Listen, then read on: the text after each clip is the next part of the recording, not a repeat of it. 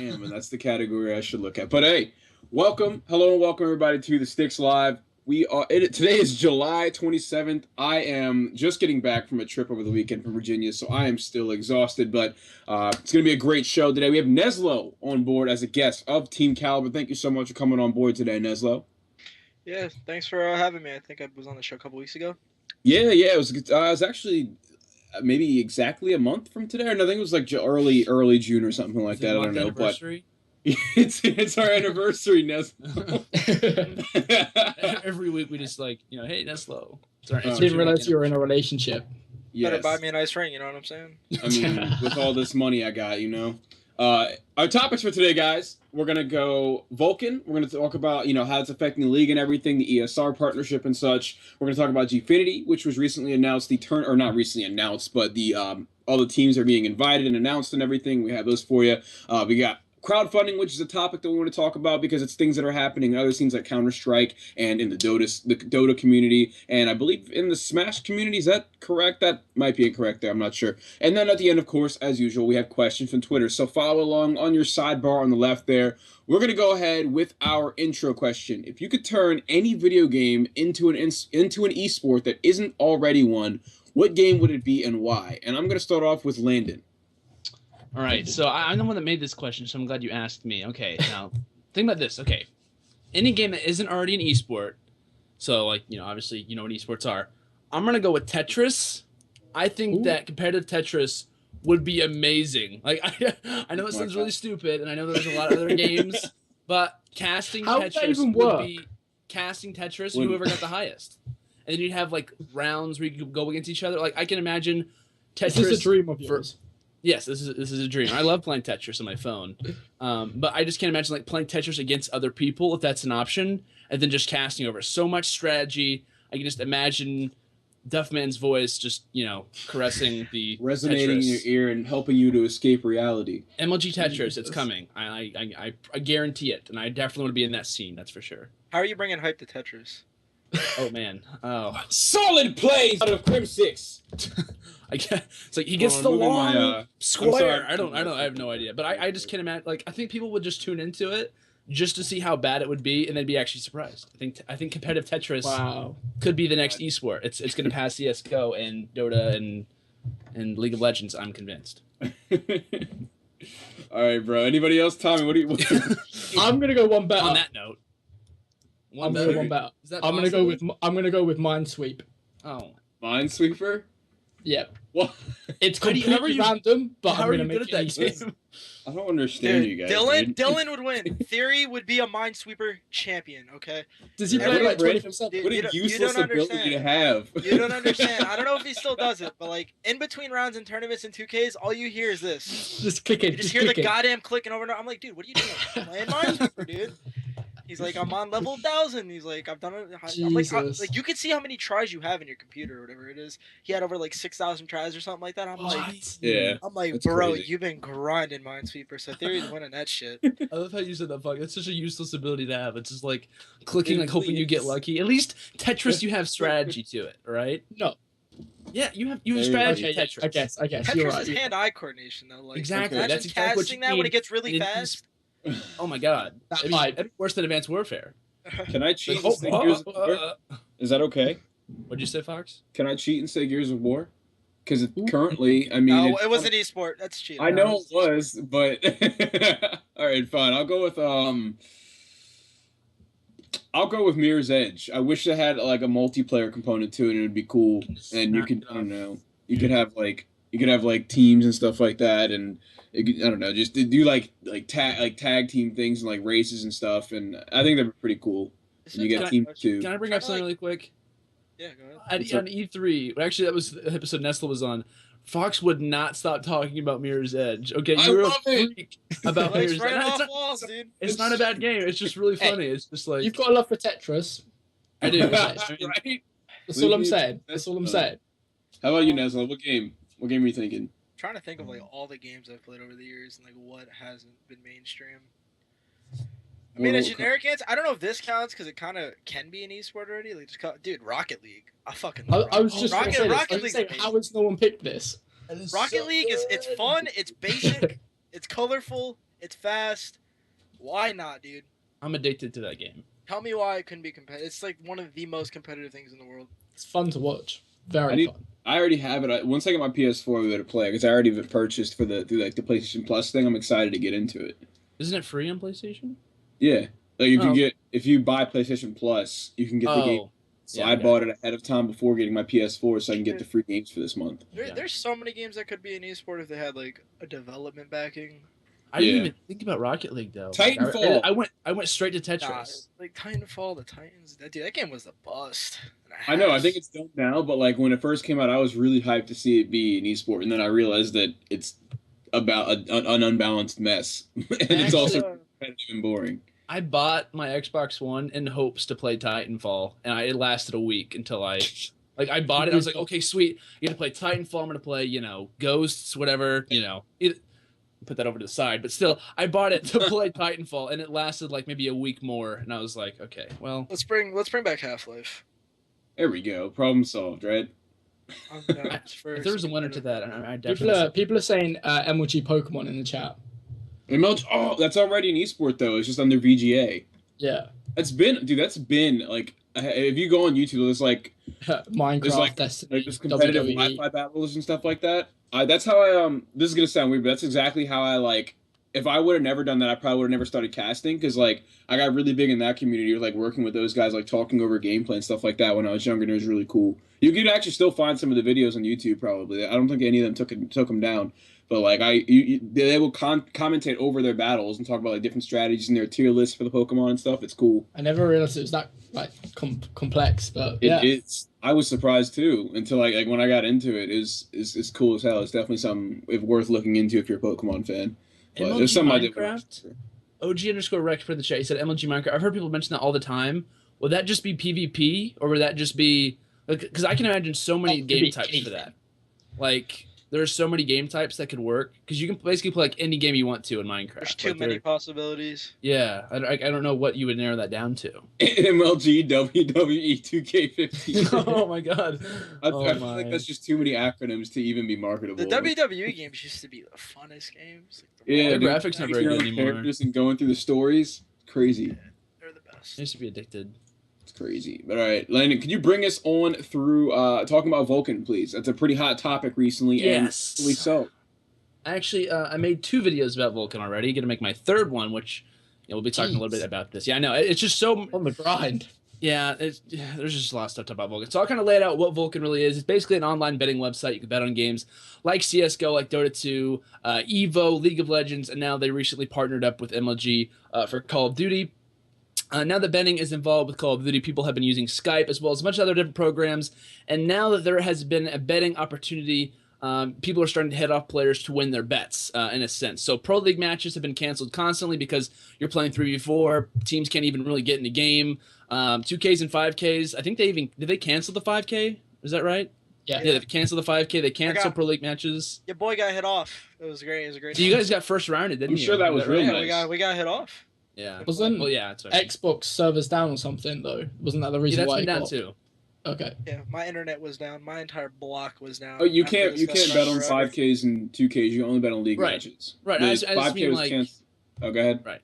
No, I just meant 2Ks and 5Ks are basically a free for all because now that Vulcan betting, I think this is just my opinion. I think now that Vulcan or the people who've been booting off players in Pro League matches are just continuing that on into 2Ks and 5Ks. At least because it hadn't really happened until after Vulcan had been announced. Like it hadn't been as widespread. Like people would get hit off, but it wasn't as near as much as it is like right now. We never had this amount of. Yeah, we've never had to have a mass of league matches rescheduled, and that's the point that I always bring up when people say that like, oh, it's going to happen regardless. It's not Vulcan's fault, but it's like.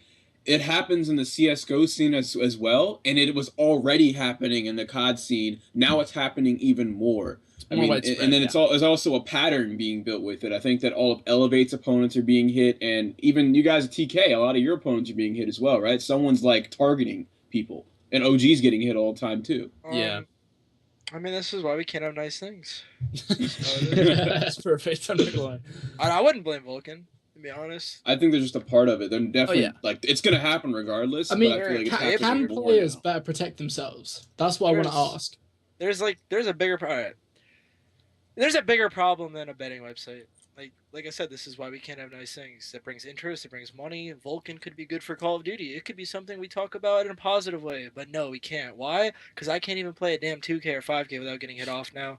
Yeah. Arguably, we've won 2 or 3 league matches. We still could have won them. I'm not gonna say we're handed 3 wins, but we're playing the league for practice too. What kind of practice is playing against 2 subs?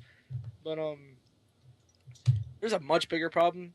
Listen to this. So we get on to play the 5K yesterday. I get hit off in like a warm up before the round starts. So I'm like, all right, maybe someone's hit me off. Maybe they need pro points or something like that. I reset my IP. I go on IP Chicken. I know 100,000,000% my IP was reset. I didn't sign into Steam. I didn't sign into Skype. I didn't sign into GB or UMG. Any hacker can get my IP from any site. The only site I did sign in is Twitter. I got hit offline. It wasn't the players in the game. What? How did they get my IP? How was my IP exposed when it wasn't through Xbox? It wasn't through any websites, and it wasn't just through on Skype? Twitter. I don't understand. And like, What? it's literally just network security, and we don't have it. And that's like the biggest problem in the world. Like, we're doing everything we can to prevent it now, which like MLG's taking the steps. I don't know if we're allowed to talk about that on here. Yeah. But just in general, it's like, I'm not gonna sit here and blame Vulcan. They have a business. They have something that they do. It works. It brings in a fan base. Yeah. It's not their fault. It enables it, of course, but I mean, I made a video about the booting and everything. It's a joke. Yeah, I think we've all talked about it a bit in our own videos. It's definitely something that's worth bringing up and worth discussing because it is a good talking point. The fact that Vulcan can and will bring in higher viewership. I mean, that's what I don't bet on CS:GO, but like the skins and everything like that, and all the betting and stuff, and the gambling is what got me like watching CS:GO instead of just playing it. I decided to start watching because I was like, oh, I can get a free skin from this, and I can maybe sell it or trade up or bet it or something. Even though I have no intentions of betting in the scene, it made me watch all the games. Now I watch every CS:GO match I can. It could be the same in the COD scene, but unfortunately, people have to use and abuse that. Yeah, and it's really unfortunate. Like I thought this was going to be a perfect opportunity before even like any of this happened, and I saw the initial deal with Vulcan. I was like, all right, sweet. Like we're adding in new things, right? Like we're not like being like other esports, but we're also kind of adding in things that other esports have that's like helped them out in some way. I think I like betting, but I'm also not a big fan of betting. Whether or not you believe in betting or whatnot, gambling or whatnot, it doesn't matter. But still, I think betting in some way kind of adds incentive. It makes you really interested in the matches. It makes it kind of more intense. Like even if, for instance, if you're like betting on a football game, you don't care who wins. You just care that your team that you bet on wins. And it makes you more excited. Doesn't matter how awful they are. Yeah, it doesn't. In football, I mean American football, Tommy, not. I mean, I didn't say anything. I didn't say. You brought it up. You brought it up. I'm just kidding. I'm just messing around. Get the FIFA scandals, but Oh my. we have betting in like professional sports. There's leagues. I don't know, but there's betting all. I know Mayweather is a huge bettor. The fool makes more money betting than he does boxing. But I mean, I wouldn't blame Vulcan, dude. If Vulcan didn't do it, someone else would. Just gonna say that's not like I don't know. I feel like we can't dismiss it like that though. Like it was gonna happen regardless, but I feel like Vulcan is encouraging it or not them. Like they're not like you said enabling it. They're not like saying, "Hey guys, hit everybody off so you can win money." Just the fact that they're there, like just the practice itself, it inadvertently and unintentionally promotes that behavior. But if we want to be a serious esport and taken serious, we should have things like that a part of our scene, and we should be able to prevent getting hit offline. Yeah. So I mean, people always say like the answer is not to use Skype and stuff like that, and people say, "Oh, Apparently Skype's a horrible program." Apparently, I was mind blown when I get off yesterday. I was, I'm like, someone in the game had to have my IP. Yeah, like, that is the only way possible.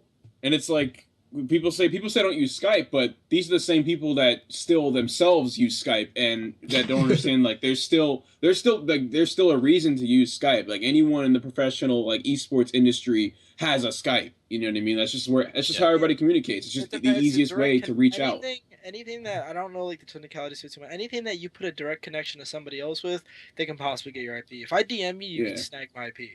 Yeah. Like it's ridiculous. Just Skype's. It's just. I think Skype just to like a person who isn't familiar with booting. It's so like you just type in a person's Skype name and you get the right. It's just right. Anyone can do it. Right. Yeah. I was just gonna ask you guys. It's important to like use other programs. Like I use Mumble and TeamSpeak as much as humanly possible. If I have to use Skype, I will. But it's not like I prefer not to use Skype. But you still just need to. Now that I'm getting more into the business side of esports stuff like that and talking to different people, I see that everyone has one. You know, even though you use TeamSpeak. You know what? You know what irks me, dude? It's just like the fact that the game cases I'm signing at these events, like I know one of those people are the ones hitting us off. Like I know some of these kids that are going to the events are the booters, dude. And it bugs me, dude. I'm like, am I taking a picture with this fool right now? Is this the guy? So if I'm a little hesitant, you know why, all right? Like you see Neslo taking a picture, like asking like a couple questions, like writing down, like so. Like, what's your Twitter? What's your password? That's funny. What's your Skype name? You say that because that happened at Niagara. I was thinking the same thing. As my first event before that casting was MLG Regionals, and at Niagara is when I really met like supporters and stuff like that, and people that know me from my live stream. And I was just like, if there are this many people here that like me, how many people in here hate my guts? Like, right? Hi Neslo, I'm your biggest fan. I also have your IP address. It's a great time.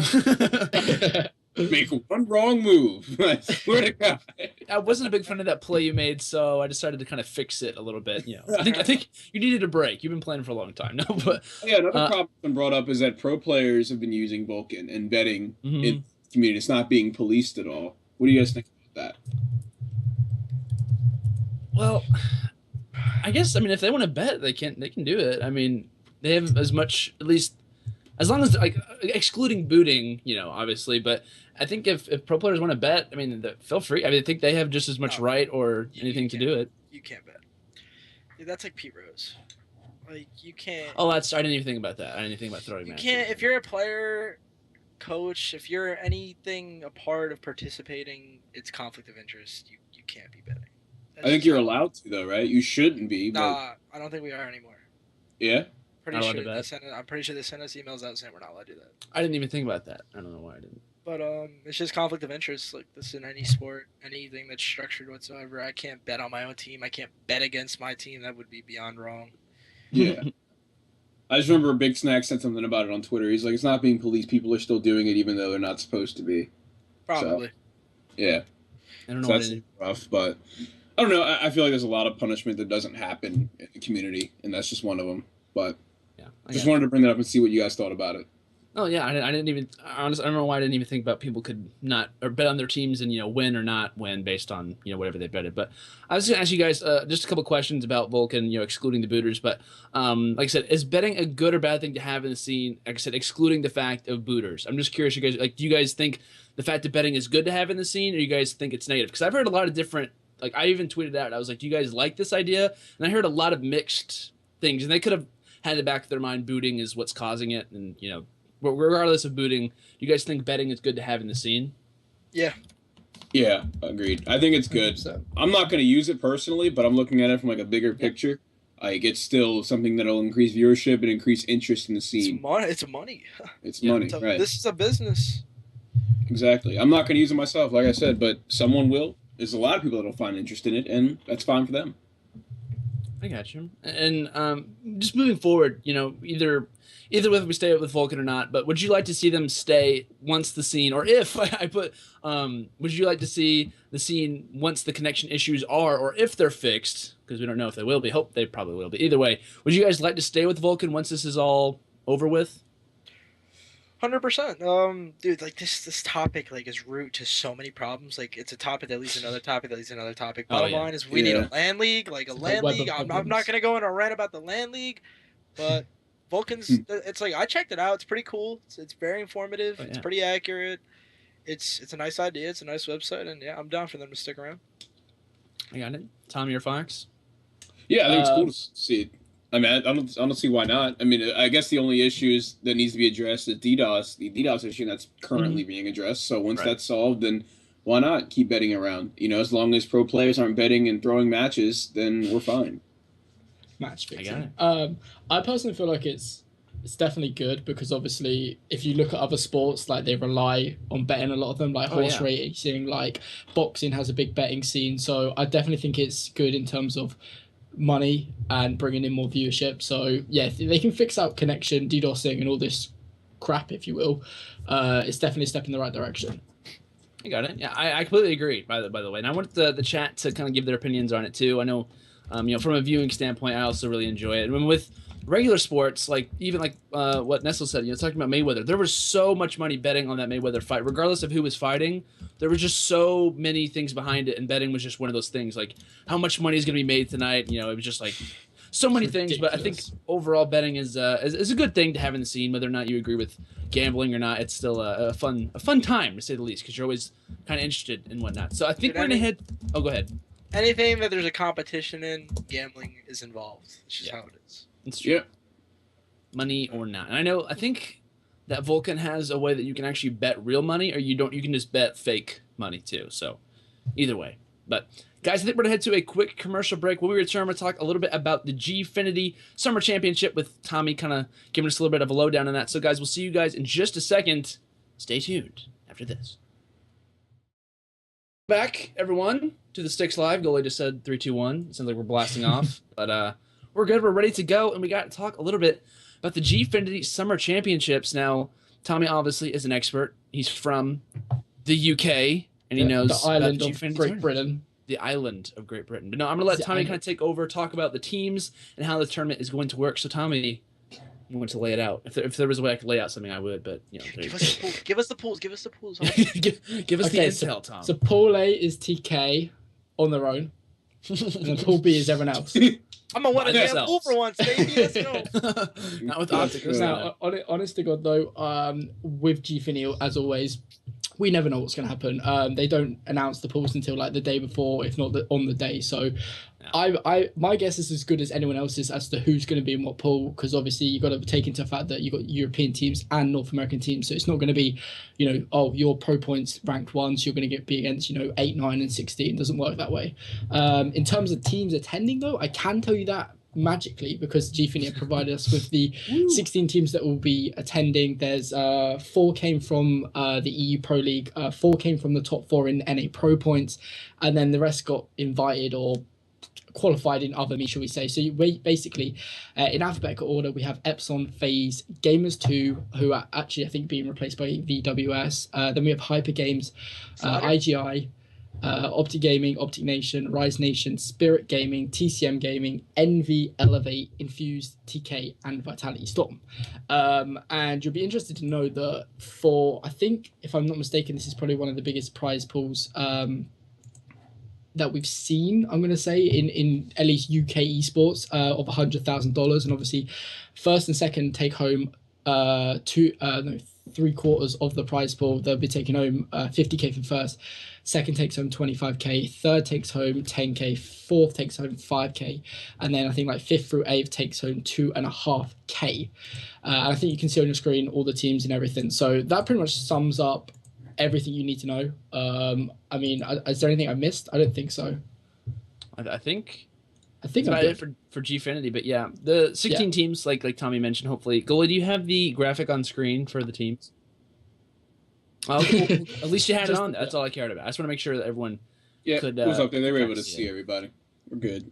All right, sweet. I'm just making sure. Just want to make sure. But I was gonna ask you guys, out of the teams that we mentioned, we have a lot of, I wouldn't say like unknown teams, but I know Tommy probably knows everyone. I don't know who Spirit Gaming is. Yeah. Do you want me to kind of explain kind of where some of these teams have come from? Yes, I would love that, because I saw Liquid and I was like, "What the hell happened?" It's not the it's not them. Please. Okay, don't get your hopes up. They haven't started a COD team. So basically, go through some of the maybe unknown European teams. So obviously you probably heard of Epsilon, Vitality, maybe Team Infused as well. But Spirit Gaming and IGI, they actually came from the championship of the Gfinity Pro League. They came first and second. So I'm pretty sure they were invited for coming in them positions. Hyper Games and Team Infused qualified with Epsilon and Vitality because they came top 4 in the EU Pro League. And then VWS, who will be replacing Gamers 2. I'm not really sure what happened there. I think Gamers 2 got invited. They couldn't actually attend. So VWS will basically be taking their spot. But it's weird because VWS actually originally had the spot, but you probably don't even know who VWS are. So that kind of brings that up. But VWS are in the Premiership division of the Gfinity Pro League, so they're not just like some random team out of nowhere. Right. And then you got Liquid Gaming, who won an online qualifier when everyone else was at LAN. Got ya. I know I just had a British accent. I feel like every time I talk to you, Tommy, I just automatically just gain a British accent. Is that Tommy, does that happen to anyone else? Does it get funnier and more entertaining every time someone tries to copy your accent? Just curious.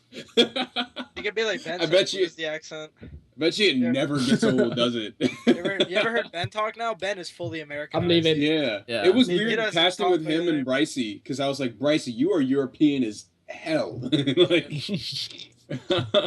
it's like Benson's changed. Everyone hashtag Benson has changed, but Benson's not British anymore. Picked up our lingo and everything. Oh, Tommy just laid it out there. He said he's not British anymore. Oh no. He just let everyone know. You got what you deserve. It was called. Benson's hitting Tommy off. Confirmed. I'm tweeting that right now. Hashtag it's changed. It has changed. It's Vulcan. Oh god. Benson means Vulcan. There's so many hashtags. I apologize, Benson. I'm sorry. Please don't kill me. Just messing around.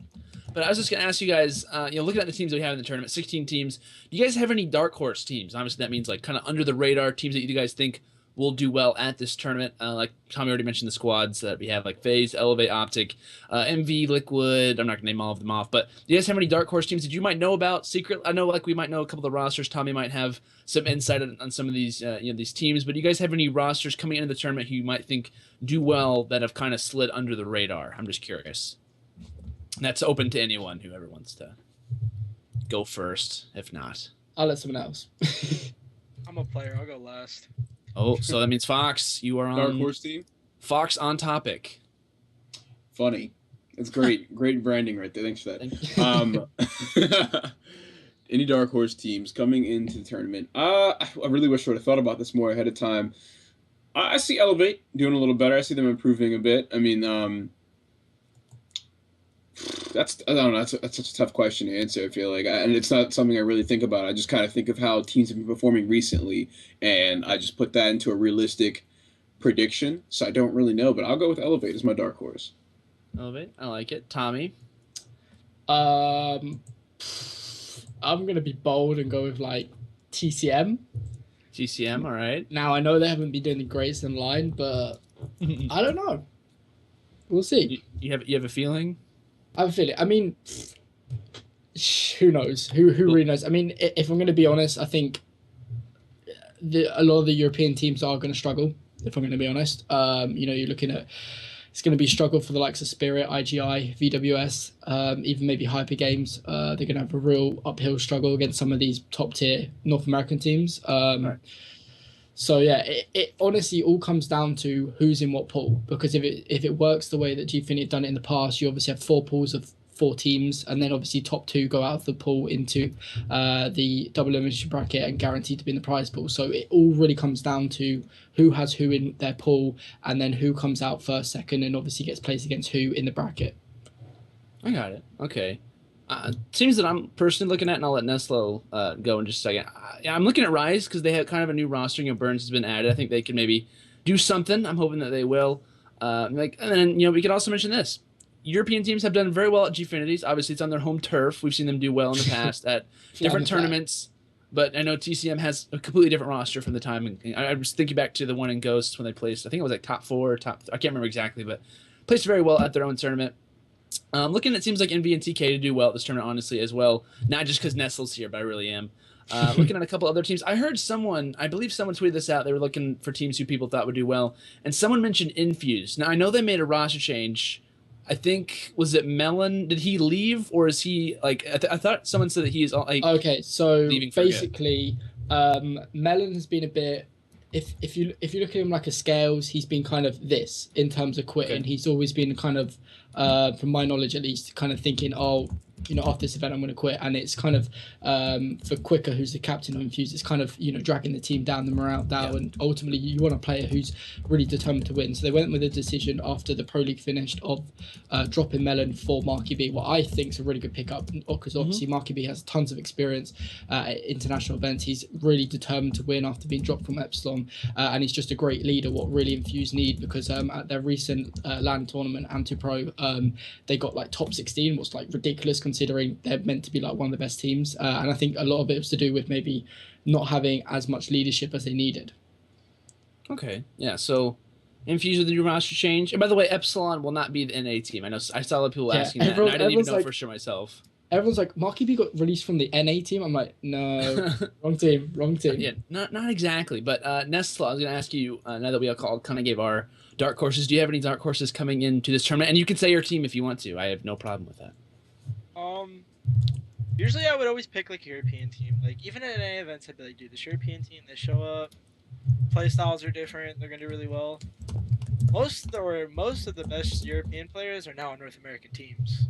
Like the few exceptions, the players that you see, the top NA players, that I would actually deal with that. I team with that. I played with Mad Cat in an event in Niagara.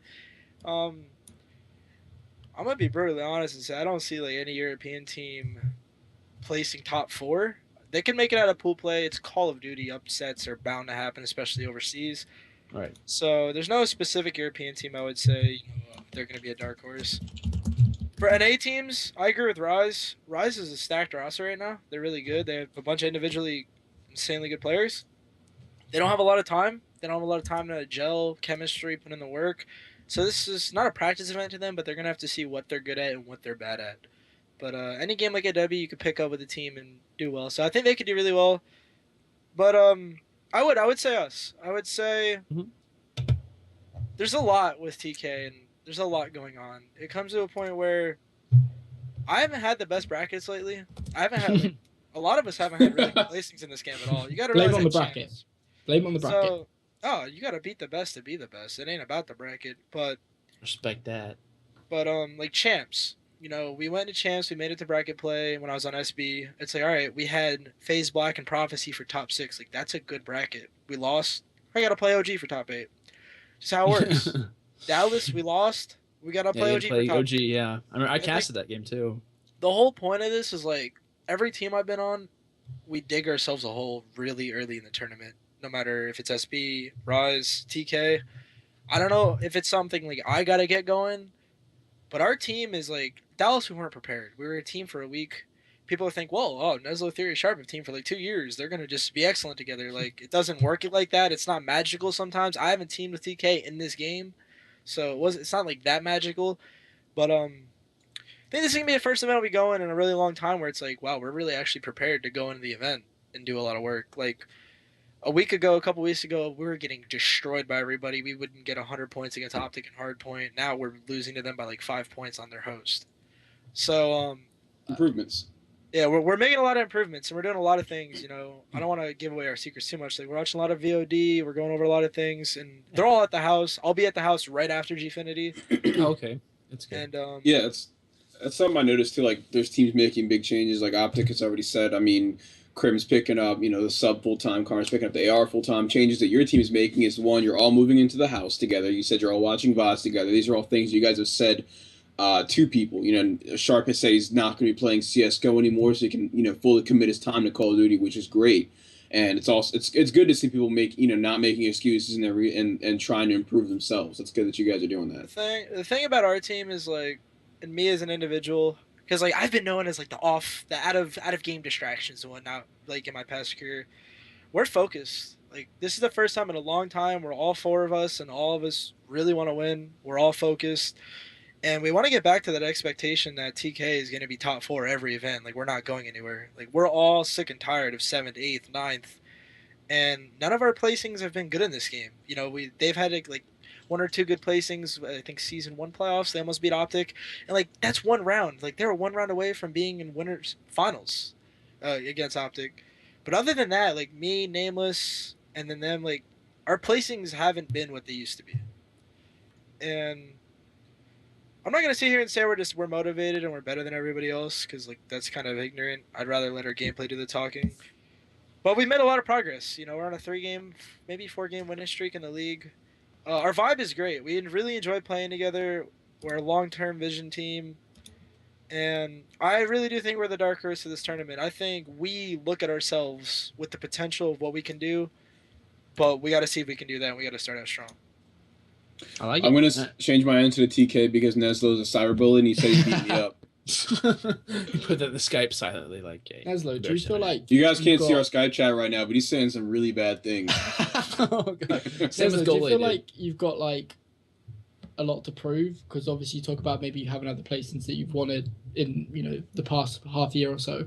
So do you feel, how do you feel going into the tournament? Do you feel like you have got no pressure on your back, or do you feel like you have got a lot to prove as a player and a team?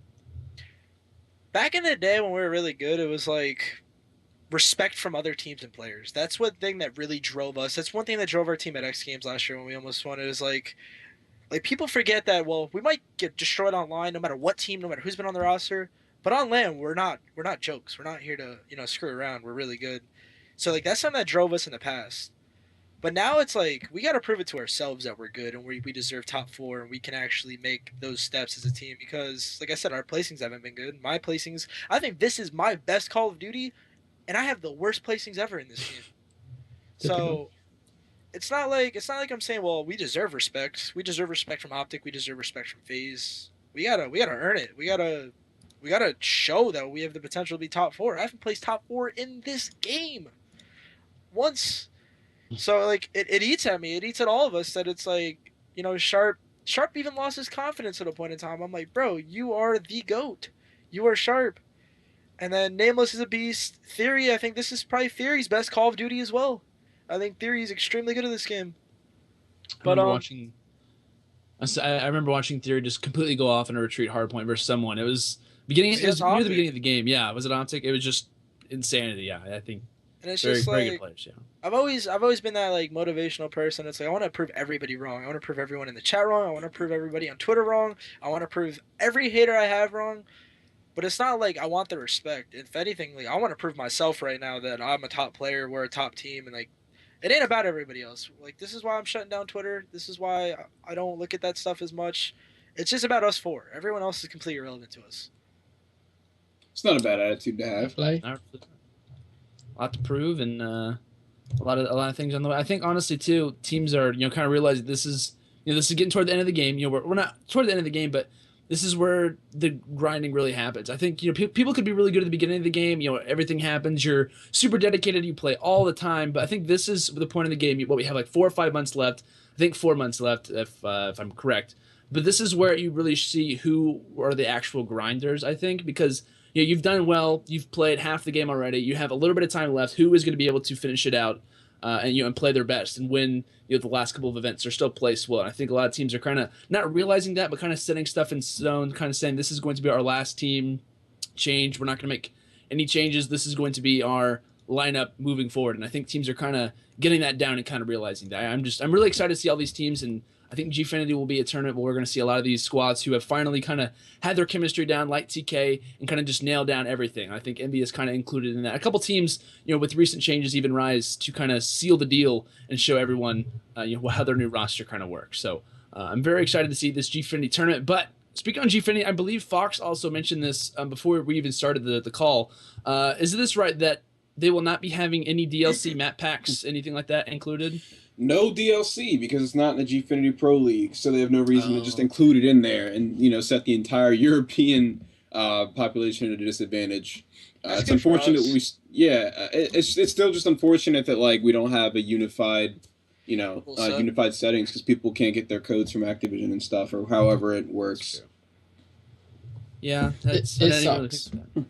I feel like you should do whatever you can to maintain the competitive integrity, and if it means, you know, cutting money from... So I'm not going to sit here and pretend I know where all the money goes during, you know, event production and stuff, by the way, because there's probably people that get paid way more than I do to handle that sort of thing, but I'm saying, I feel like if it, you know, if it means cutting funding from something else to have all the maps and everything there to maintain the competitive integrity of the tournament, then that's what you do. I feel like we shouldn't have teams practicing all this stuff in the Pro League and then coming to an event based on pro points and pro standings and everything, not use half the maps. I think that's a little messed up.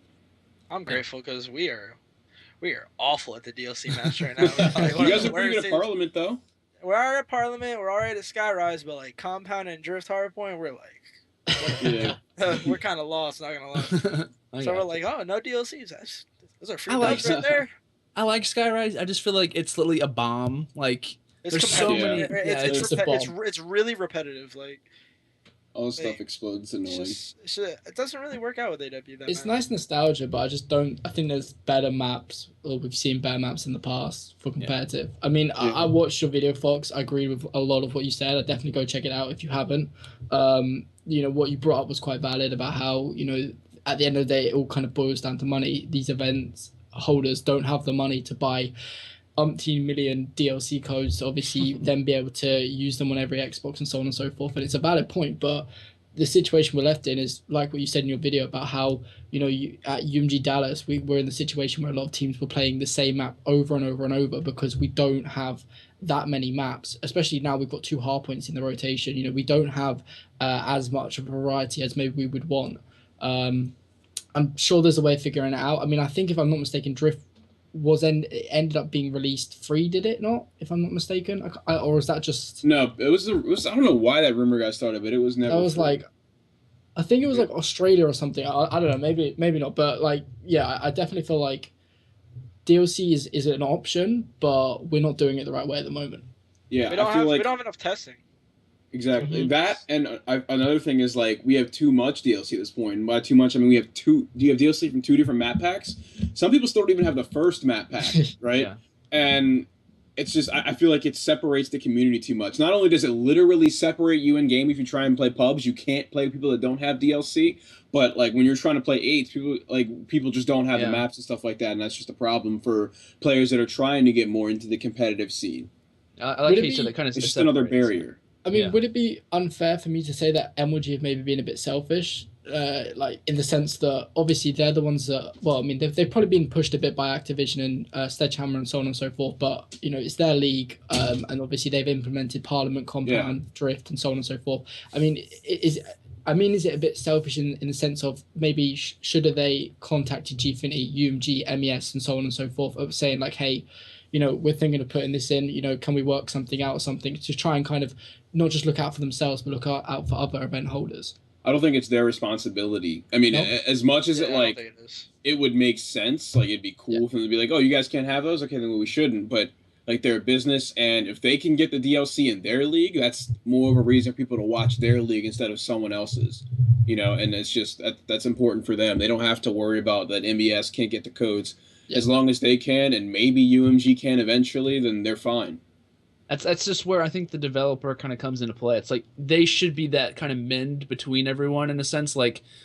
It sounds kind of weird, but having a bunch of lines connecting to this one place, and it kind of just feeds out. That's why I'm really excited for Black Ops 3, and in a way because they know what competitive is. They obviously did Black Ops 2, the best, in my opinion. I think a lot of people's opinions, the best competitive game of all time compared to MW3. It was just a major step, and I think that kind of just talking about this as well.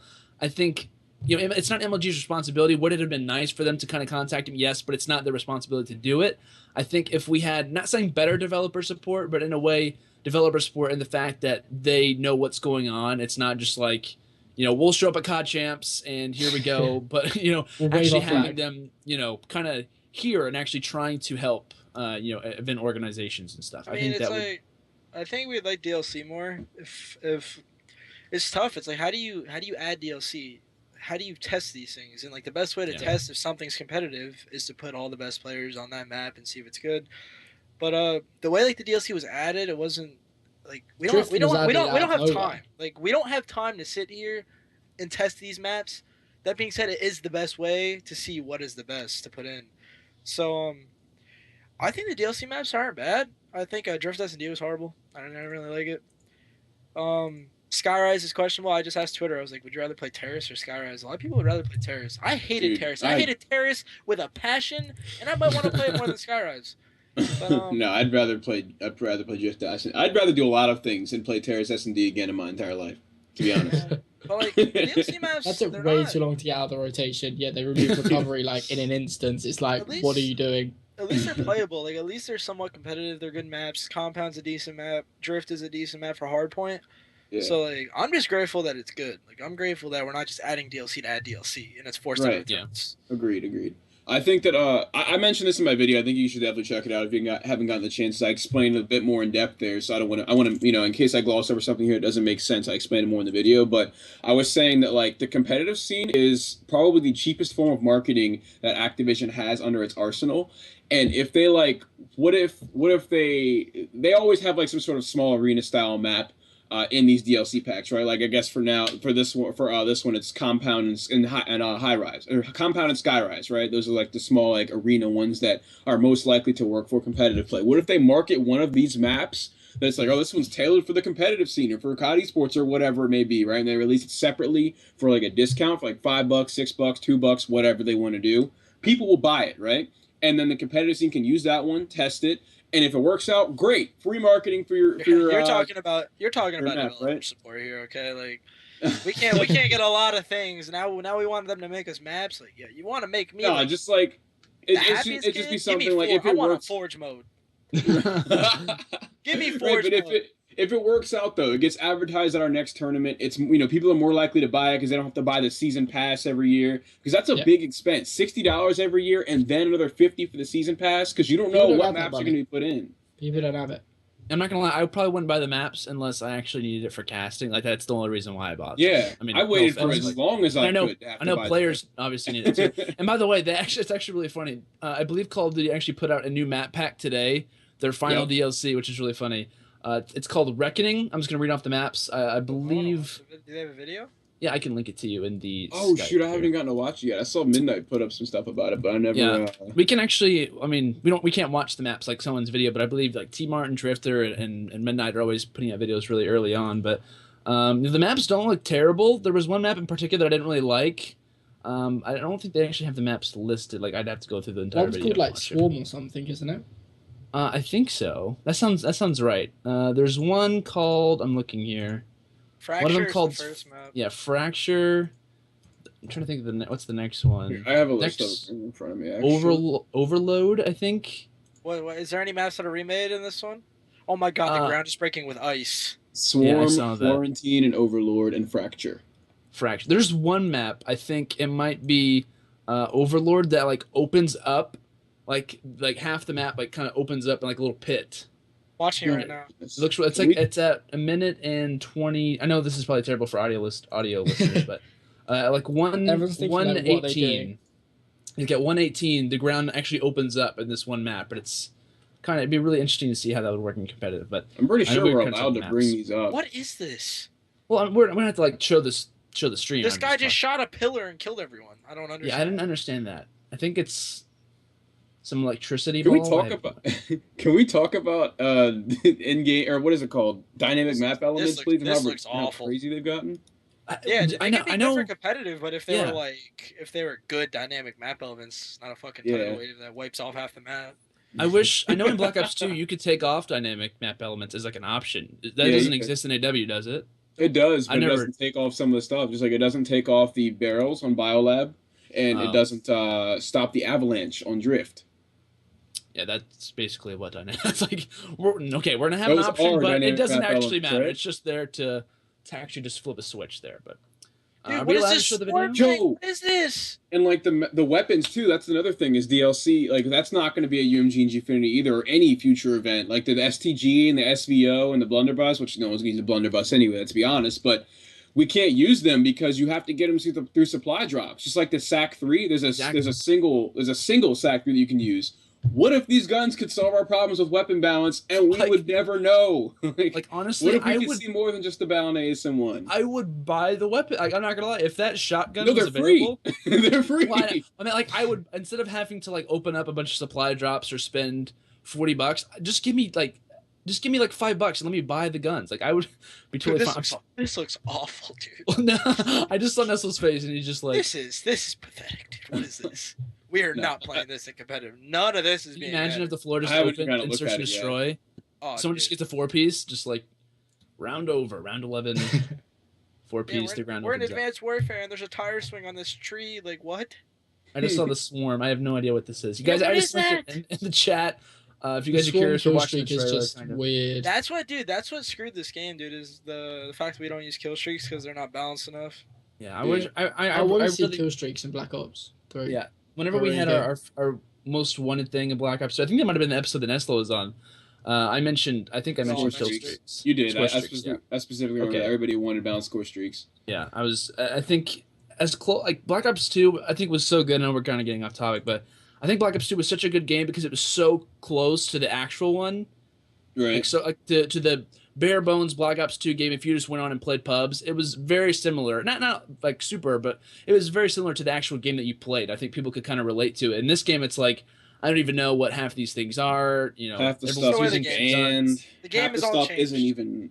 Yeah, half the stuff is banned and half the stuff is illegitimately banned. Like it's crazy. I saw a tweet somebody posted from like January from Akes.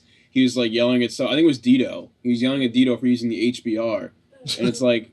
So what do we? What can you use in competitive play without getting yelled at, man? It's just the BAL, ASM1, sniper occasionally, and legitimate agreements. Obviously, you can't really use LMGs and stuff. Oh, and you can't use the stock on the sniper because that's also I don't know, it's a mess. You can't use anything out of the norm. Yeah, it's like you turn into like the unpopular kid if you do. It's like wait, you're actually gonna use it's like you're actually gonna use that? Oh, you sit over there then. I don't know. I think it's pretty annoying. I love to see people be praised for using interesting strategies. I really want to see more than like one or two guns used. Like not this is the SMG we're going to use. This is the BAL or this is the AR that we're going to use. Here's the one sniper rifle that's okay. That's not us. That's the developers. No, I know that. No, I don't blame really hard to get right though. Overall, there will be there will be like a dominant weapon in each class, just like there was in Black Ops 2 M8. But you could also use the AN94 because it could beat the MSMC. Right. Yeah, we talked about it. We talked about it. We were playing a free for all warming up, and like Theory likes to snipe, and I'm like, why do you put 4 sniper rifles in the game when one of them's a one-shot kill and the rest of them are useless? Yeah. Like, what is the point of that? People have the N845 was apparently useful in S&D, but people didn't like that it was being used, so it because it blows up. What the hell? That's a rocket launcher, dude. I got a bazooka now. It's like, and in Ghost, it was I saw someone just put in the chat Jetty, like it was the Vector MTAR whenever they didn't change it up in the Remington at times. It's just like and the SC 2010 at the start. Yeah, at the beginning of the game, that was really good too. I forgot about that, but the SC 2010 was because it is a laser beam, but the Remington is just stronger over range and everything. I just miss guns where it's like you use what best fits your play style, but one of them's not completely like it's not the Vector from Ghost where everyone, no matter what, use that one. Remington occasionally for search and strike, throwing a thermal and stuff, but still. I just miss where the fact that you could use if you're an AR player, you could run an M8 if you were really good at it, or you could run the AN94, you could use the MSMC or whatever. I just miss having variation in competitive it's like defining roles. Yeah, it's just I feel like we're just kind of recycling things over and over again. But I think now that we're kind of depressed thinking about other titles, then we're gonna head to a commercial break. I'm giving Goalie a little bit of an option here so we can get that one ready. But guys, we're going to head to a commercial break. When we return, we'll talk about some crowdfunding, a pretty big prize pool coming up for another tournament, not Call of Duty, but we'll be talking about that, kind of a couple other things as well. And we're also going to give our predictions for league matches tonight and also tomorrow and take your guys' questions from Twitter. So when we return, we're going to have a lot of action. We'll see you guys in just a second. Peace. I don't like about AW is like just how unpredictable things can be with your double jumps and stuff like that. You could have a power position and someone we said we were going to continue. But like you could be holding a power position, right? And you're holding down a lane. Someone could double jump right underneath you, mantle up, and hip fire all in like one swift movement, and you're just off that power position. Bro, if I pop a 4-piece in Blobs 2 or Ghost, you're like, he's the best. I'll pop a 4-piece in AW. This like everyone could do that. He better have gotten that 4-piece. I don't know. I'm kind of like I'm not gonna lie. When we were talking about Black Ops 2, as soon as we went to commercial break, I'm like, I'm depressed now. Just thinking about how much fun Black Ops 2 was. I gotta play the damn game. Right? I'm like, it's hard enough to watch. I can't imagine playing this. It's like Nestle's like pubs, gun variants. Don't even get me started about variants. We could go on for days about variants. Speakeasy, yo, give me a BAL Inferno on land. I'll be dropping 90 against Optic. Oh my god, the Inferno. I'm not even. They're not coming back, man. I mean, they are, but they're cosmetic now, which is the way they should have been. I'm pretty excited for that. I wish it wasn't in ranked either. I wish that it wasn't in. I know I play ranked personally, but it's just like I'm gonna buy my. Yeah. That makes no sense. Buy my tone. Okay, guys, we're going to go and talk now to you off of that topic a little bit about crowdfunding, specifically talking about Dota 2. Now, if you guys don't know what Dota 2 is, it's hard to explain, but it's basically one of the most popular games right now in the esports scene. Very similar to other titles as well. Games like League of Legends are so popular. You just go to Twitch and you can see like the most popular games. Most of the time it's League of Legends. Occasionally Dota 2 is up there as well. But their international tournament is coming up, and their entire prize pool for this tournament is completely, and this is at least what they said in the interview from an article that I read as well, their entire prize pool is completely crowdfunded. And their current prize pool is currently sitting at, hold on, let me refresh it and see. It is sitting at $17,560,000 and $17,560,192, and it just keeps going up, and that just is gave me a all headache. crowd-funded money. Bro, you get me playing for 20 mil, dude. I'm about to be Super Saiyan 2, dude. You're about to I see can't. my hair. Okay. I think we should just leave Neslo and he can just go on a rant to the chat and everyone watching. I think we'll all go get like a break. Bro, 17 million? 17 million? If I win that tournament, you ain't seeing me for a year, all right? Right, dude? I'm dipping. Coming back from Black Ops 5, like I'll see you guys later. Like See ya. 100K? Oh man, and the fact is that like first, second, third, fourth, fifth, like your entire life is changed with $17 million. And I don't know like the exact first place gets this amount of money. If you get to the international, like you're guaranteed a slice of the prize. Oh yeah, pool. I can't imagine. It's like $1 million. I'm quitting, dude. I'm going. I got a master keyboard right here. This is my last. Now I gotta go over to Asia, practice this, and cash out. So I'm saying 17 million. million. That ain't 1,000. That ain't 100. That is millions. I'm a millionaire if I win that tournament. I guess that would be over $1 million for each person. I don't even know. Like I'm not sure exactly how it would work, but they're projected to hit around 18 to 19 million once all this is over. Fourth, man, that sucks. You were so close to winning the event. Yeah, I still got 150K. It's all good. Yeah, I don't remember the last. I'd be like, I don't remember the last time I've been upset about receiving 150K. I placed second at Atlanta 2 years ago, and I get 500. These fools getting second place. They're getting $1 million. It's crazy, man. Oh my! But this tournament is gonna be held from August 3rd through the 8th. It's a 5-day tournament as well. And like I said, the entire prize pool is crowdfunded, and the top 3 esport prize pools of all time from any game added together don't add up to this one tournament, obviously, because it's $17 million. You can't even, really explain that. But I believe Goalie actually just, oh my god, Goalie just showed us the prize pools. So I'm gonna kind of read them off for right now. For this tournament, we're not gonna get into it. Give our predictions.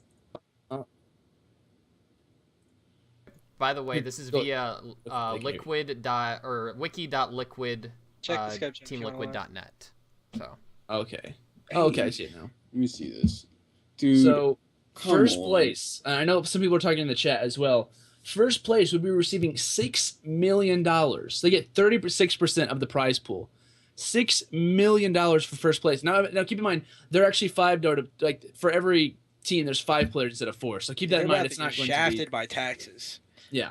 Yeah, that's definitely something to add in as well. But $6 million, that's at least $1 million plus a little bit for each player. And of course, once taxes are over, it's a bit different. But still, I just can't imagine receiving that much money. And the prize pool keeps going up. Like every time you refresh that page, I think they refresh it like every 10 minutes. It just keeps going up. For right now, second would receive around $3 million. Add a few. Third would get around $2 million. Fourth will be getting around $1.5 million. Hey, dude, and 81 cents. 81 cents. That's true. I didn't even think about that. Actually, 82 cents if you round it off. Oh, you have to round up. Gotta round it off. Right. Do we get better viewership than Dota? On Twitch? That's probably, you're lying. Probably not. Surely not. If we do, we're doing something wrong. Absolutely not, dude. Bro, there's no way our viewership is that bad compared to Dota. Dude. I mean, it's a pretty big difference. Dota's really popular, man. 17. Maybe not in North America, but out in Asia, it's like. Oh yeah, I mean they're probably. Them fangirls. To put it into perspective, that shit's sports over there, dude. Their very first match in Group 1 on day 1 today had over 100K viewers, and they're still holding that number. We hope to hit 100K. Yeah, we're half of that, dude. So no, but they're gonna. This is day one, and it's on a Monday. Like our stuff is on Friday, Saturday, Sunday, and we hope to hit 100K by day 3. Bro, you want to know what we need to do for COD, dude? I'm a billion-dollar ideas. We need to move. I'm ready. We need to move it to Asia, bro. We need to get this popular in Asia, dude. If we make COD esports in Asia, we will cash out. It's marketed for Americans though, dude. Like just the way the game is, you know what I mean? You see how the Asians hold their controllers? I heard like a champs one year, the Korean team, this dude put his controller on the table and he was fucking playing with his controller like that, dude. Like they are like a joystick in an arcade. They are lost over there, dude. We need to bring Call of Duty over there. Dude, they're all about PC over there, man. Give me 20 million prize pool. Give me a 20 million prize pool and I won't leave my room for a year. I won't even leave. Is grind completely? I can imagine the hype around that tournament. If it happened in Call of Duty, can you imagine that? 1v4, 5-5 last map. You would for get $6 million. I'd enter God mode. I would tell my teammates to bow down and praise me. I am God. This point on. I am king. I am the Messiah. And the fact that for 13th, for 9th through 12th, $210,000. 13th through 16th, $52,679, and I didn't mention 7th through 8th also gets $790,000 too. Hey, so by the way, I was wrong about the viewer numbers. They have about 9 different streams right now. Oh, no, 8, 7, 6, 5, 4, 3, 2, 1. About 7 different streams here on for Dota 2. Only one of them has 110K. There's one with 60K, another with 51K, another with 30K, another with 24K. And another with 20K, and I can keep going if you want to be more depressed. Someone tweeted saying Dota 2 averages 800K during Sunday. What? They have to have at least 400,000. What are we doing wrong? And this is just on Twitch. It's probably other platforms that it's being streamed on too. I mean, I know League of Legends. I saw a graphic. League of Legends, like the LCS finals, average more viewership concurrent than the Game 7 of the NBA Finals between the Heat and Spurs. Yeah, 8 million. I was like, God. Damn, this is League of Legends. Bro, actually, people playing on there get like bigger than like Nate Shot's views during tournaments. Yeah. It's crazy. I play League. League's fun. Thunder just got really loud outside. Hopefully, I don't get kicked out of the Skype call. It's lightning outside, but that's a life-changing number for anyone who plays in the top 6. I guess. The thing is, crowdfunding for COD would be so easy, dude. Like crowdfunding for COD would be implemented almost easier than any of these games that already have crowdfunding. Like in Call of Duty, you have so many people. Like you think about, like you go into a pub, how many people do you see with an emblem that have an Optic logo, or an MLG thing or something like that, dude? Hundreds. You know, they had the champs gear set or whatever. Yeah, every lobby you go into, someone's got that. Yeah. Now imagine if that went to us towards a prize pool for champs. Like we would be talking about legit the Super Bowl to Call of Duty. And Call of Duty is like, it's not just like, oh, Call of Duty, like that. Like for those who don't know, the reason you know of Call of Duty is because it's one of the most known franchises in like video game history. Like you walk down the street and you ask someone, "Hey, do you know this game?" Probably not. Do you know Call of Duty?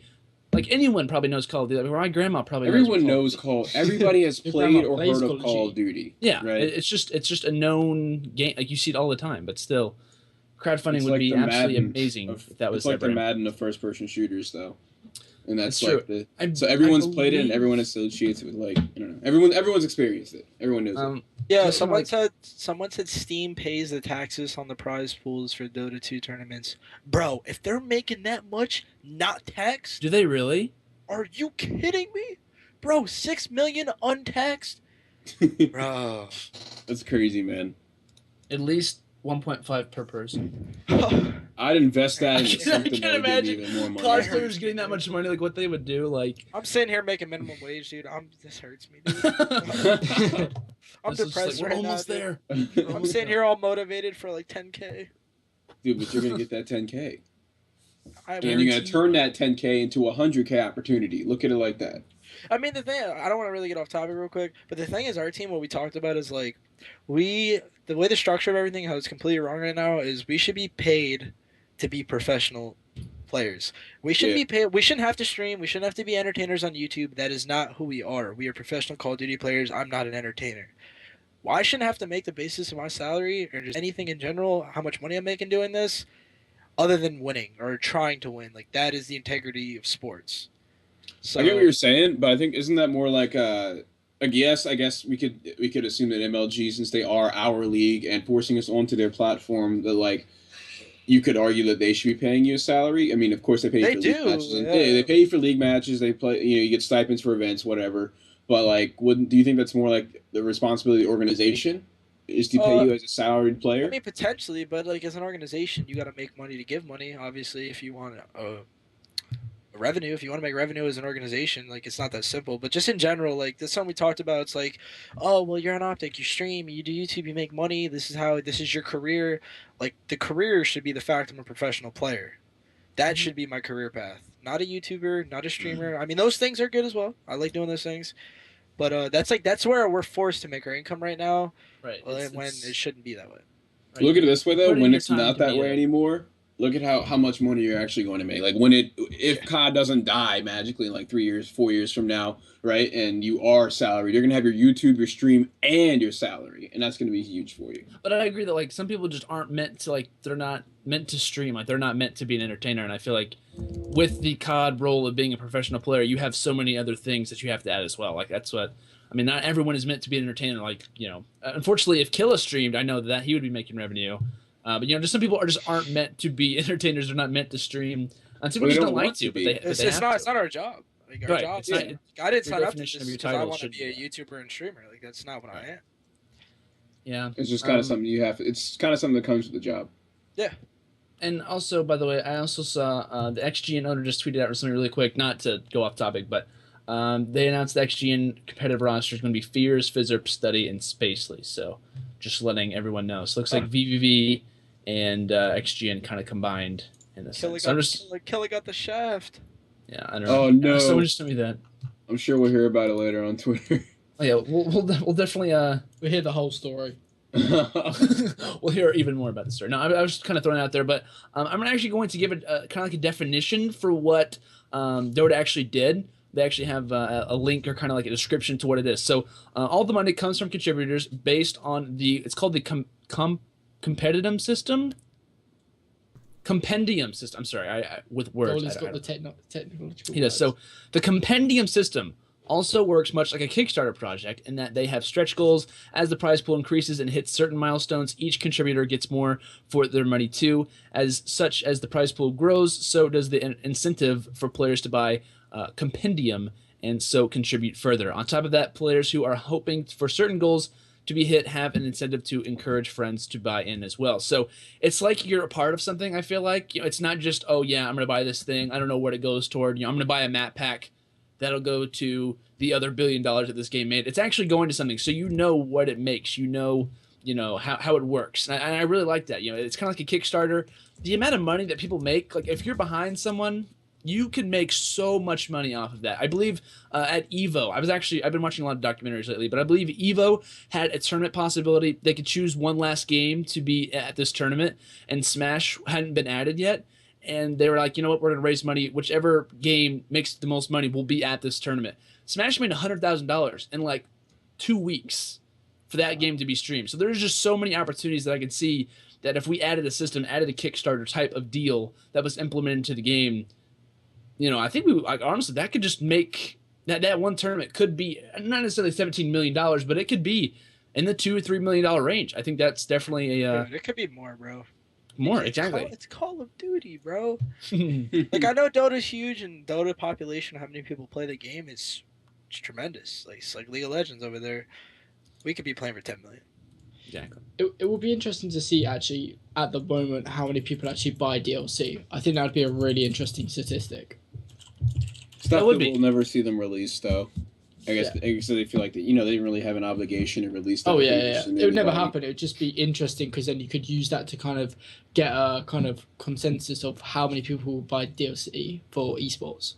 Right. Yeah. I'd be really interested to see. It makes it more competitive, dude. Like Denial won champs, but it doesn't feel like they won champs, dude. Like it's not like you look at them like it was in the middle of the year, right? Like they're world champions right now. That's what I really wish. They popped up. They won champs. Homie Replays goes home, pops on his stream, and gets 50 viewers. Yeah. Right. Yeah. Like, even as he is the Call of Duty champion in his title, and I win a $10 million tournament. I pop on my stream. I'm literally titling it "Millionaire Streaming." Cash money. Right. Gold green screen. Money, literally money team. I'll have a gold chain and I'll have some like gold grills in my mouth, dude. Like, I mentioned something like that, or like around at the time they won. I'm just like, it doesn't seem like why is this not a bigger deal? Like Denial just won champs. Why is this not? I don't know. It didn't seem like someone won champs. Like to be honest, like after like it was over, like even when Neslo said it was like champs is over. It's like a fluke in a way because it's like in the middle of the year. We're changing the game still. Yeah. And I brought this up. I was like, I wish there was 3 really big tournaments for COD. There was one not at the very beginning, but maybe like 2 or 3 events. You're into it. You kind of know the game. There's a big tournament. However, the bigger the prize pool. I think if we voted as players instead of having $1 million prize pool tournament, we'd rather have we'd split it up. Yeah. Right, and then, or you can split it however you want to, but just at least if they were to keep the system and have one toward the beginning, one in the middle, not COD champs, and not the very last tournament, but have one kind of a couple events after that have COD champs, to kind of just add that last incentive, that last run to be that much more exciting because throughout the entire game you're building up toward it. And also got to make the game like the longevity of the game has to be able to last. Right. You got to be able to. COD champs is over. It's like Call of Duty after champs is over. Competitive Call of Duty slowly goes down. Yeah. There's nothing else. There's no hype for it anymore. Nothing interesting. Everyone goes and plays H1Z1, Counter Strike, whatever. Like the players are playing CS:GO all damn day now, dude. Yeah. We'll see what if crowdfunding ever does happen in the scene. We're not saying it will, or if it could, but if it were ever able to. Call of Duty would definitely have a definite advantage because of the amount of viewers and the amount of sales that we actually have. But I'm going to ask really quick, Goalie, do you by chance have the graphics ready for our predictions for league matches really quick? So if we head to a commercial break, would you have those ready? Okay, we're going to head to a quick commercial break, guys. When we return really fast, we're going to go through our predictions for tonight's matches. I know they're already going on. We can go over the ones that remain and also maybe a couple questions from Twitter. So we'll see you guys in just a few minutes. Actually, like a minute or two. 5 minutes. Hello and welcome back to the STiKS Live. I'm Fox, joined here by, of course, Landon, Tommy, and Team TK Neslo. We're going to get into our next subject here. We have our predictions for our league matches here. Elevate and ISO just finished playing. Elevate did come out on top, according to Neslo. I did not get to see the score for that series, but I'm actually going to pull it up here right now. We have all of our predictions ready. All of us filled out a little form and got some of that information for you, so stay tuned, and we should have that up on your screen in just a moment. Here is the score, actually. We have Elevate 3-0ing Isolation for the first setup. But my predictions, I don't actually remember what they were. I would like to... There's a delay. Yeah, there's a delay. I don't have it up yet, and I don't remember what I picked. But I could guess. You don't want to say the reverse. I picked that Elevate was going to beat ISO. I believe. Right? Who's first? Who's there's like a tornado outside. Elevate ISO is first. I think. I'm worried for Landon. I feel like Landon may. Oh, he has. I don't know who's Goalie, you are a magician. Oh, cool. He has all our predictions. You are a magician, Goalie. Yo, Gazo it and link it. I got you. No way. He has all of our predictions. That's why I was like, I don't know. Looks like all of us pretty much have the same thing. Oh my god. Bro, I'm about to like die. Turn your thunder off, dude. All right, I'm linking you the I got after tomorrow.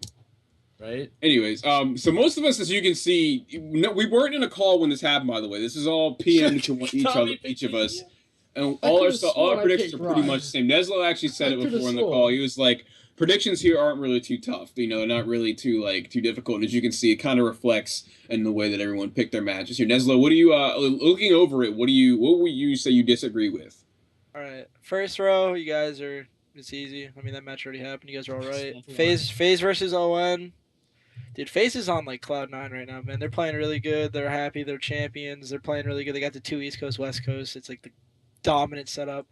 So FaZe over ON, that makes sense. You guys all picked Denial. This is funny. I picked Denial over OG as well. Wait, what? Oh no, we have it back. No, I picked Denial. Yeah, everyone picked Denial. All 3 of you picked Denial over OG. I'm not gonna lie. No, I think that's ON. The colors are backwards. I think the colors are backwards. I know it's Denial versus OG. I know. Dude, I think Denial versus OG. OG is always black. ON is always white, guys. So, okay. I know, but Denial hasn't practiced as much, but they're dominant. They're dominant online. I think they're really good. They're a top 3 team right now. So OG hasn't been struggling. They've been playing a lot. They're focused, but I don't know, man. It's like one of those things when a team gets beat, like the fear factor goes away. It's like everyone. If you ask people who are the best team in the game right now, they'd still say Optic Gaming. I'm not gonna lie. I didn't choose Denial like for the fact that I think that they're better. I chose them maybe because of connection problem. Yeah, I mean that's I thought that I would choose that and no one else would. That's why I thought I chose. I was trying to be Maven over here. 2 of you chose Rise over TCM. I chose Rise. Rise is a pretty good team. They're really good online too. I've teamed with Weeds and Chino. They're really good online. But did it change on anyone else's graphic? He just put up Neslo. That's fine. Oh shoot. Yeah, everything's slid over, but it's okay. Okay. Then Apathy, he's good, and then Burns, he's really good as well. So TCM's good too, but dude, I've played on TCM's host, and it literally feels like LAN. It's like the best thing in the world. Yeah, like their team house host is great. You guys all picked us over Epsilon. I mean, Epsilon plays really well. They placed a lot better than us last event. But they're on a 1 streak right now. They're 1-8 in the league. Is, online, they're not. I don't know. They're not. I feel they're gonna pick it up. I feel like they're just not withstanding S&D though. Like they're 1-8, but they've lost like 5 game 5s. I must say that game that they had versus TCM or Epsilon and TCM was probably one of the best league matches that I've ever seen. I'm not gonna lie. It was good. That was probably one of the most entertaining. TCM should have won it. Oh yeah, absolutely. Epsilon should be 0-8. I'm afraid to say, but it's 0-9. Right? Thanks to TCM. Something like that. Elevate over TCM. That makes a lot of sense. Elevate's looking really good right now. They're on a 5-win streak. Orbit team has made a lot of roster changes. They've been struggling here and there, so got to give it to Envy. I think 2 or 3 of them are at the Envy house right now. And also, Orbit made a roster change recently. Yeah, they traded TCM with they got rid of Burns. So I don't know how that's gonna work out for him, to be honest. Very similar players, and then FaZe over Rise. It just makes sense. You can't pick against a team that just won the last event. You really can't. Yeah. So also you mentioned something about people still saying that Optic Gaming is the best team in the game right now. Do you think there's something fundamentally wrong with that statement? I want to hear your thoughts on that. I mean, Optic and FaZe are built the same way. Like their rosters are built around the same philosophies, the same style of play. Dude, I'm gonna be honest, dude. FaZe won the last event because their sub players were outplaying Optic sub players. You had Zuma dropping Tommy went 50. off. Yeah, Zuma was dropping especially 50 kills against Optic Gaming and Hardpoint with a sub. It's like that's getting outclassed. Like they got Clay and Formal. Like that goes back and forth. Like you know what you're getting out of Clayster. Yeah. So I'm gonna say I love FaZe's Search and Destroy game also because it's like I know Clayster is also an interview. Like you have Attach, who's an amazing sniper at that. You have someone you're worried about long range. You're worried about that first pick. You have Zuma, who is amazing at first blood. I believe he leads in first blood percentage too. You have Clayster, who's gonna be rocking that balance and able to do everything else. Like they're scary and hard play, and also in Search. Yeah, that's the thing. Like they're the team. Like if they're gonna match up against if any team's gonna match up against OG and Respawn, it's gonna be FaZe. Yeah. But they also have S&D stars. Like they have people that know what they're doing. OG's not been doing well in S&D either. Right? Yeah, they know what they're doing in every game type. OG doesn't like to play the objective. Just in there general. It is. The way the graphic changed. I picked Optic Gaming over Denial. Which I honestly I would have normally. That's why I was confused because I was like, I never. Off of... In all fairness, that's quite a close matchup, if anything. So, I mean, why did you go with Optic Gaming then? I feel like Optic Gaming's proved, that they still are either the best team in the game or one of the 2 best teams in the game right now. I don't see them losing to Denial. I'll say that. I feel like Denial for me underperformed at Dallas, and this goes back to what I was saying to you, Neslo. Like people say that Optic Gaming is still the best team in the game, even though FaZe obviously beat them. I feel like you can't take away all of what Optic has done at the past several events just because FaZe beat them at one. Dude. You know? Like FaZe is a new team as well. Like they're 1 for 1 technically. Like FaZe is 1 for 1 with their team.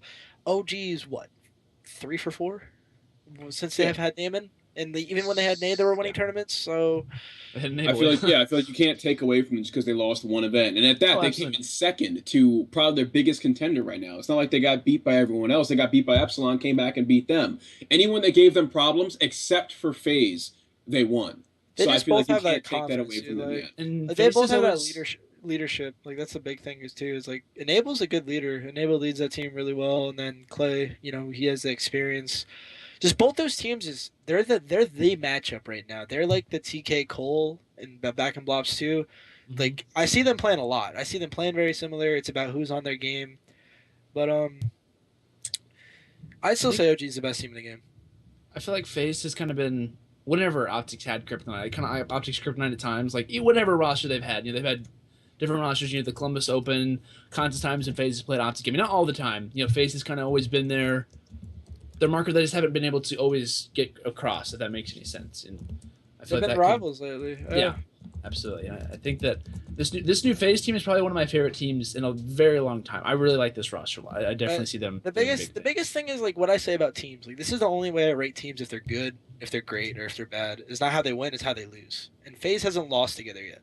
You don't know how they're going to react if they come out and they lose a pool play match. You don't know how they're going to come out if they lose one of those winners bracket matches. Some teams shut down. I know Clay's not one of those guys to shut down. If anything, he plays better in losers than he does in winners. But we got to see, like, we see an OG time and time again. You see the players like Krim. They are so competitive. When they lose, they are literally disgusted. It comes to a point where, like, I don't want to make excuses for OG either, but they were the best team in the world. They were literally sliding through tournaments. X Games, they lost 2 maps, which were both S&Ds. It came to the point where they were just like, fuck it, we're going to play CS all day.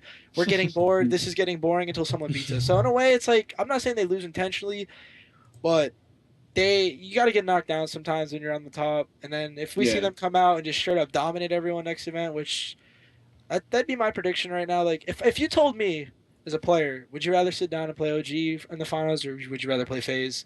I'd rather play FaZe. Yeah, and I mean, to make sure I answered your question, by the way, I said obvious. I was explaining how I still think Optic Gaming is the best team in the game right now, and I mean, I said did not underperform. They placed third, but like they were losing maps that I expected them to take easily. So I was personally watching them throughout the tournament. Yeah, obviously third is a good placing. You know, you're in the top 3, you're placing the money, of course. Or you're in the top 5, you're placing the money, of course. But just I was watching them throughout the entirety of the tournament. They were losing things that I didn't expect them to lose at all. I mean, like, dude, Enable had like a 1.2 KD. Like, Enable's a great player, but do you see him doing that every event? No. I saw a lot of I wasn't even there to watch some of like the rounds between, like, you know, FaZe and OG in the finals and whatnot. Dude, Optic was getting 1v3'd. They got 1v4'd by Havoc. Do you really think that's gonna happen you think that's happening? You think that's happening every event? You think they're gonna play like that every event? Like, Krim had the easiest 2-piece to clutch up, and he stomped like his controller down. Like, do you think out of 100 times, like, that's the one time he's gonna screw up? Yeah. So consistency in history proves that Optic is gonna return. It's true. I've also noticed that in every major tournament, like excluding like MES or UGC, not saying those aren't major tournaments, but every major tournament, Optic or Denial has always been in the grand finals too. Like every single tournament. Yeah, I thought that was it. The only reason you list Denial is probably because of champs, but still, only those 2 teams have always been in the grand final for every major tournament. I'm not just seeing UGC or MES, but still. I think Optic, FaZe, and Denial are on a whole nother level right now, and then everyone else, like, I think us, Envy, we're like right there on that border. Yeah. Where are the other good team? Maybe TCM, teams like that. Like, we're all on that border, and like Gfinity, one of us is gonna hop in that, and one of them is gonna hop out, and we're gonna have to see. Yeah. I agree with that. I think we can. We'll see. That's why we've been scrimming Optic. You see us every day. We're getting railed by Optic online every day. That's how we do. That's how we practice. I remember back in Black Ops 2, you guys were always scrim complexity. We just got destroyed by Cole every day. We're just like, all right, we're gonna just keep playing. You were the second best team. Yeah, we just got practicing. That's how you game that. Yeah, you play against the best team, and you always learn more whenever you lose compared to you win because you're always gonna learn more stuff. But I think that's gonna be it for our predictions. I think we have around like 2 questions from Twitter. One of them is actually from someone who asked one, and I actually have one from Gandhi really quick that we're going to head over to. I know I was going to have Fox shoot the question from Twitter. Yeah, okay. I'm going to do them really quick. They're not too long at all. But the first question, which I will try to wait for Goa to get. And this isn't a question from Twitter. This is what just Gandhi put on Twitter, and I might just add these in here if I see these. Very relevant, though.